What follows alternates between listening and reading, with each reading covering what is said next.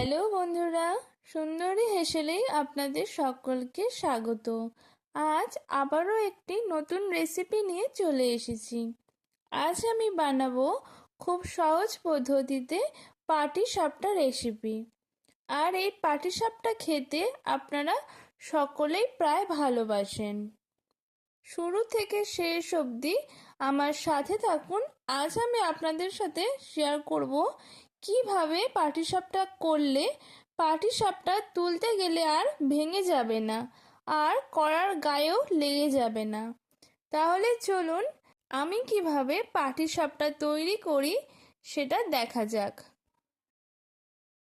সবার প্রথম পাটিসাপটার পুরটা বানানোর জন্য আমি এখানে নারকেল নিয়েছি, আর নারকেলটাকে আমি অফ ক্যামেরায় ভালো মতো কুড়ে নিয়েছি।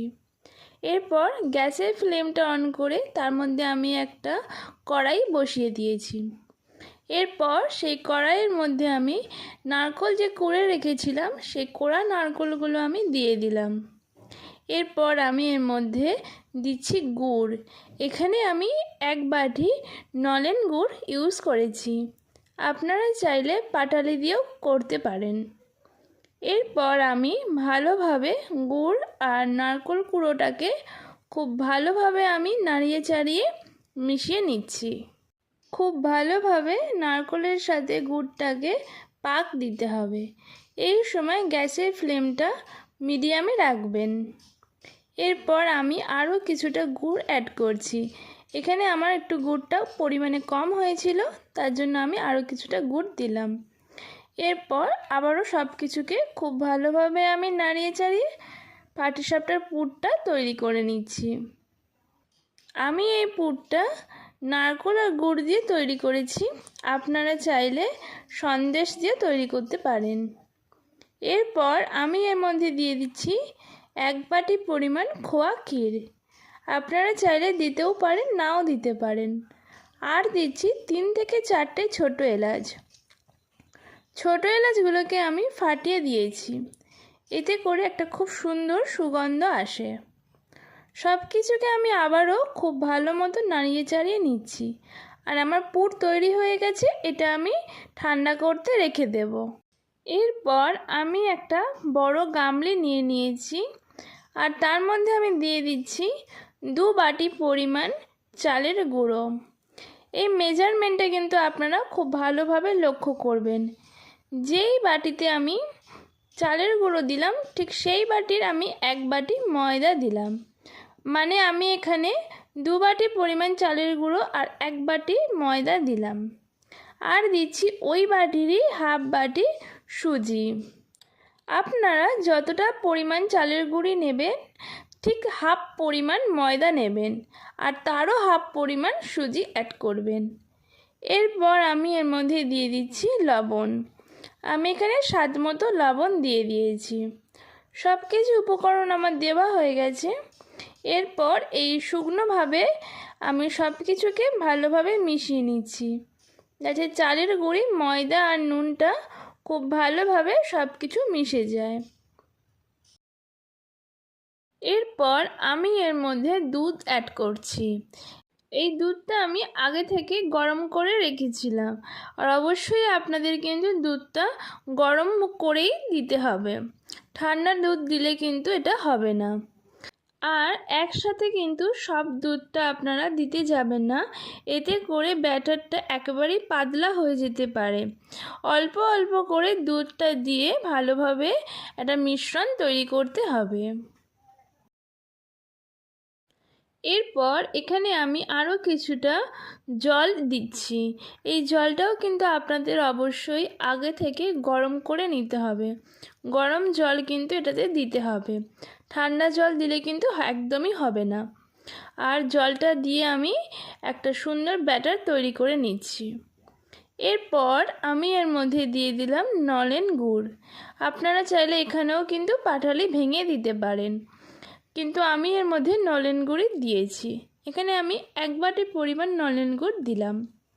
গুড়টা দেওয়ার পর আমি আবারও সব কিছুকে খুব ভালো মতো মিশিয়ে নিচ্ছি। সব কিছুকে কিন্তু খুব ভালো মতো মিশিয়ে নিতে হবে। যত ভালোভাবে আপনি এটা মেশাবেন পাটিসাপটা কিন্তু খুব ভালো হবে। আমার পাটিসাপটার ব্যাটার একেবারেই তৈরি করা হয়ে গেছে। আপনাদের বোঝার সুবিধার্থে আমি দেখুন আপনাদেরকে দেখিয়ে দিচ্ছি, ব্যাটারটা কিন্তু খুব গাঢ় বা খুব পাতলা হয়নি। এরপর আমি একটা প্যান নিয়েছি আর গ্যাসের ফ্লেমটা আমি মিডিয়ামে রেখেছি। এরপর এর মধ্যে আমি তেল ব্রাশ করে দিলাম। এখানে আমি সাদা তেল দিয়েছি। এরপর আমি এক হাতা করে ব্যাটারটা নিয়ে রাউন্ড শেপ করে নিচ্ছি হাতার পেছনটা দিয়ে।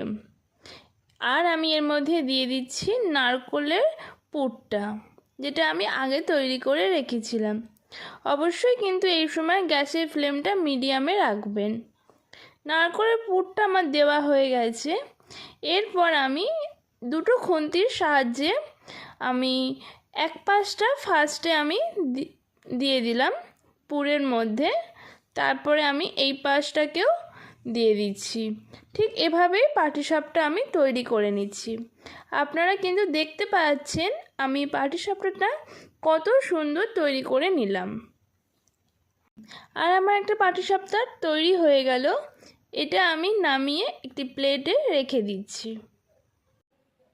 ঠিক সেম প্রসেসে আমি আপনাদের কাছে আরও একটা পাটিসাপটা তৈরি করে দেখাচ্ছি।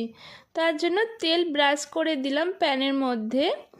এরপর গ্যাসের ফ্লেমটা মিডিয়ামে রেখে আমি এক হাতা ব্যাটার তুলে ঠিক এইভাবে হাতার পেছন দিক থেকে ব্যাটারটাকে গোল আকার করে নিলাম।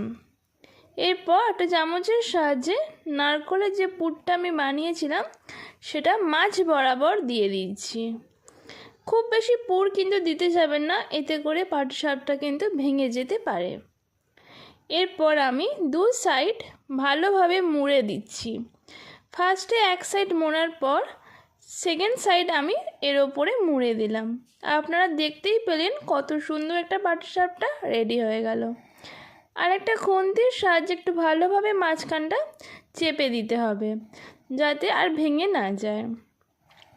এরপর খুব সাবধানে পাটিসাপটাটাকে আমি উল্টে নিলাম। ব্যাস আমার তৈরি হয়ে গেল আজকের পাটিসাপটা। এইভাবে আমি সবকটা পাটিসাপটাই রেডি করে প্লেটে সাজিয়ে রেখে দিয়েছি। আপনারাও বাড়িতে আমার দেখানো প্রসেস অনুযায়ী পাটিসাপটা তৈরি করে ফেলতে পারেন। আশা করছি আপনাদের খুবই ভালো লাগবে। আমার আজকের রেসিপি আপনাদের কাছে কেমন লাগলো সেটা অবশ্যই কমেন্টে জানাবেন। যদি ভালো লেগে থাকে তাহলে অবশ্যই একটা লাইক করবেন আর বন্ধুদের সাথে শেয়ার করবেন। আর আমার চ্যানেলের রান্নাগুলো যদি আপনাদের পছন্দ হয়ে থাকে তাহলে আমার চ্যানেলটাকে সাবস্ক্রাইব করে আমার পাশে থাকবেন।